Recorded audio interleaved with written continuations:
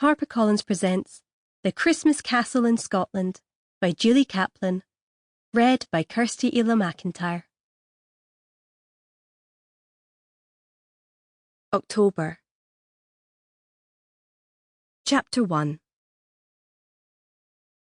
As she unloaded her case from the boot of the car, Izzy could hear the ragged flapping of a flag, a Jolly Roger for some reason, accompanied by the chorus of clinking metal flagpole clips and the mewling cry of a buzzard gliding through the thermals high above her.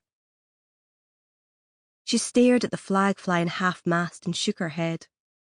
Because a castle needed a pirate flag. Of course it did. Her mother was a law unto herself.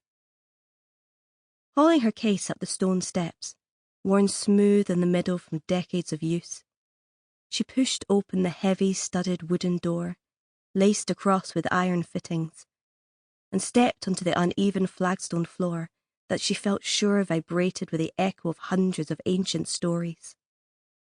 A huge smile lit up her face. She, Izzy McBride, was the official owner of Kinlochleven Castle. Her!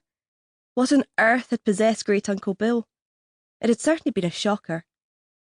The expectation had always been that it was to go to his cousin on the East Coast, although there'd been no rancour from him when she'd met him at Bill's funeral. Right now, though, she needed tea. She'd been travelling for the last 24 hours back from Ireland, which had spent the last 6 weeks at the famous Killargary Cookery School. She needed a big mug of tea, and one of the ridiculously overpriced shortbread biscuits she'd picked up at Edinburgh Airport. Knowing Xanthi, the cupboards would be bare. Her mother was not a cook and had no interest in food. She lived on fags, gin and lettuce. To Izzy's surprise, foodie smells were emanating from the big kitchen, which was down through a long wainscoted corridor as she entered the castle. Perhaps she'd underestimated her mother after all. "Hi, Zat!" The words died on her lips at the sight of a broad back leaning over the big black Rayburn. The man turned around and Izzy was confronted with over 6 foot of rather dishevelled male, dressed in faded jeans and a thick cable-knit sweater, a woolen scarf wrapped several times around his neck. Wow. He had the bluest eyes she'd ever seen outside of a TV screen. "Hello," he said, pushing back the fringe of a wild mop of hair with one hand while holding a wooden spoon and stirring something in a pan with the other. "You got it working?" she said, nodding at the beast of a cooker that she had never been able to light previously. "Yes," he said with a smile. "Although I had to resort to YouTube and the purchase of firelighters definitely helped." Izzy nodded, wishing she'd done that before, but somehow it had felt like cheating. Surely the owner of a Scottish castle should be able to light her own wood-burning oven. "I'm sorry, who are you?" she asked, perhaps a little too directly, but it wasn't every day you came home and found, quite frankly, despite the scruffy almost beard, a film star gorgeous stranger in your kitchen.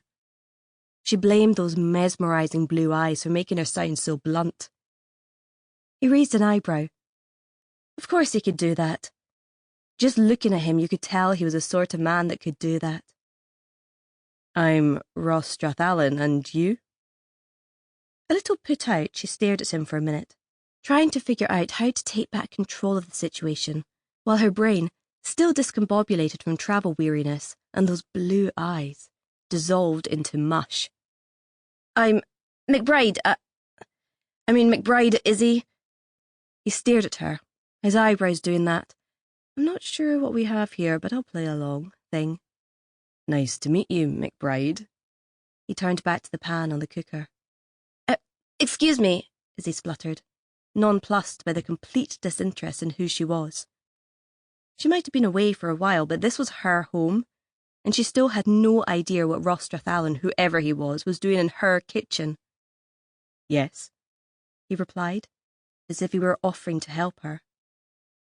He was totally at ease both in the situation and with himself. One of those supremely confident, calm without being arrogant and full of themselves men who were comfortable in their own skin. At the same time, there was a certain reserve about him, as if he were Sample complete. Ready to continue?